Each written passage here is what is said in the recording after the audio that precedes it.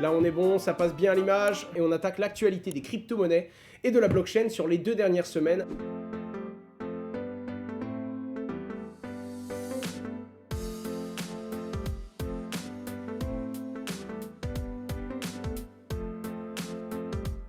Alors globalement, le marché des cryptos, pour être totalement honnête, ça fait 4 semaines, si je dis pas de bêtises, qu'on a exactement le même discours. On a été retouché 44 ou 45 000 $ cette semaine. C'était plutôt porteur de bonnes nouvelles et porteur de tendances positives, mais vous l'avez bien vu, hein, ça n'a pas duré. En fait, depuis début 2022, depuis le mois de mars, du coup, on rebondit entre ces limites, on n'arrive pas à repasser au-dessus des 45 000 et on redescend au plus bas sur des 33, 35 000 $.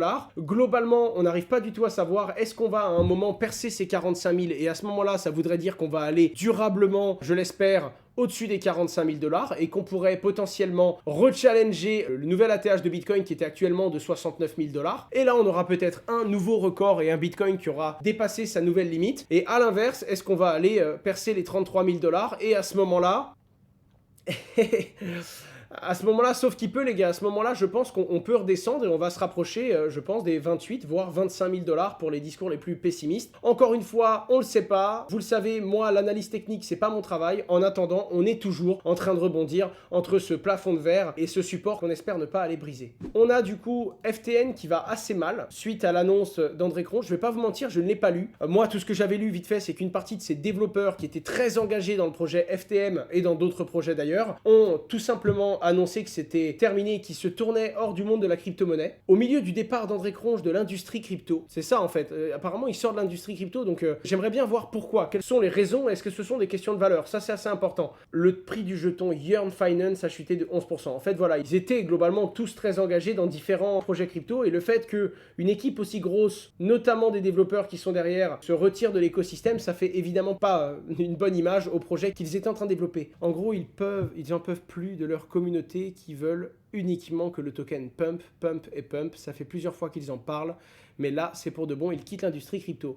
Comme quoi, avoir des gens qui viennent que pour le profit et dire ouais, que ça monte, que ça monte, que ça monte, espérons que ça va monter, c'est un petit peu dommage et ça peut carrément dégoûter les créateurs et les développeurs du projet, surtout les techs, sachant que les techs viennent très souvent pour la technologie, la beauté de la blockchain, qu'est-ce qu'on peut y faire. Et donc entendre argent, argent, argent, go to the moon, apparemment, c'est ça qui les a fait sortir. C'est vraiment, vraiment dommage de partir pour ça, parce qu'il y aura toujours ce genre de comportement. Et à ce moment-là, s'ils partent de l'écosystème crypto uniquement parce qu'il y a une partie de l'écosystème qui est comme ça, c'est dommage pour les vrais, les puristes qui aiment leur projet, qui aiment leur techno, et qui se font abandonner simplement à cause de ceux qui spéculent, quoi. J'avance, les amis.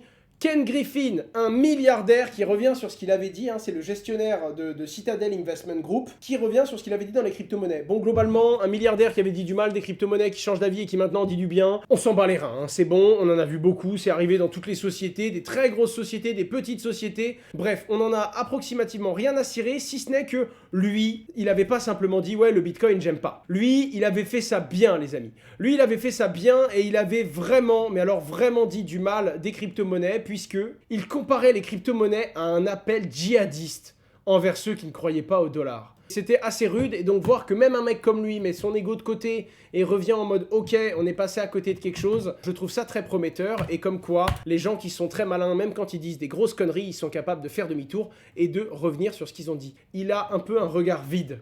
Alors écoutez, tu lui enlèves son costard, il peut grave faire l'un des marcheurs blancs de Game of Thrones, on est d'accord. On avance les amis, KPMG qui sort une étude du coup sur le Web3, c'est assez intéressant et je trouve ça très très cool de savoir que des très gros cabinets, je rappelle c'est le Big Four, on a KPMG, on a PwC, on a EY et on a Deloitte, c'est les 4 plus gros cabinets de conseil comptable du monde. Alors le fait qu'ils s'intéressent énormément à la blockchain et crypto-monnaie avec des cabinets de cette taille qui sont partout, KPMG, les gars, ce sont des mastodontes. KPMG, si je dis pas de bêtises, ils sont partout dans le monde. Pour moi, c'était une boîte française au début parce que je suis complètement stupide. Et puis quand tu regardes la map monde, tu vois les bureaux de KPMG, tu te dis ok, les mecs, ils sont partout. Voici les bureaux de KPMG. Et je pense que c'est KPMG France, Ouais, c'est KPMG France uniquement. Oh là là là là là là. J'aimerais qu'un jour vous alliez sur just-mining.com et que vous ayez un truc genre trouvez le Just Mining le plus proche de chez vous. Ça n'arrivera pas. D'ailleurs, si ça arrive, c'est qu'on a un problème parce que concrètement, on n'est pas censé installer une société de finance un peu partout. Et puis vu qu'on est dans un monde très numérique, on n'en aura pas besoin, mais c'est quand même un truc de dingue.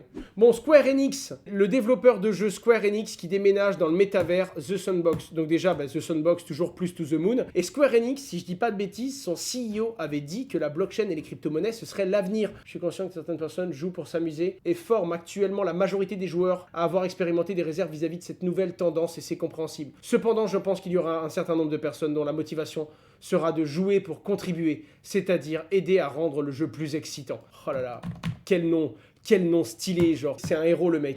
Yosuke Matsuda. C'est peut-être parce que je regarde beaucoup d'animés aussi. Hein.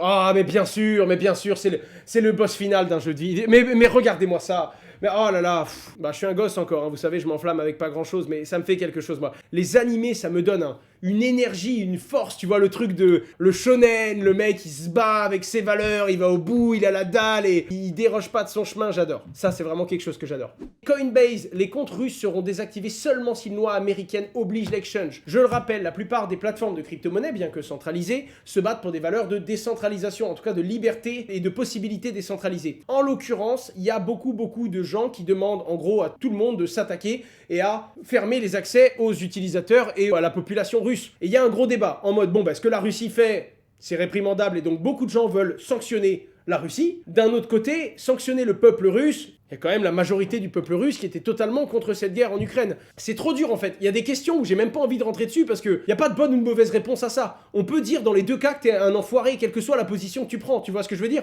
En attendant, Coinbase prend position et dit voilà, nous, il y a uniquement que si les États-Unis nous obligent à interdire les utilisateurs russes qu'on les interdira, tout simplement.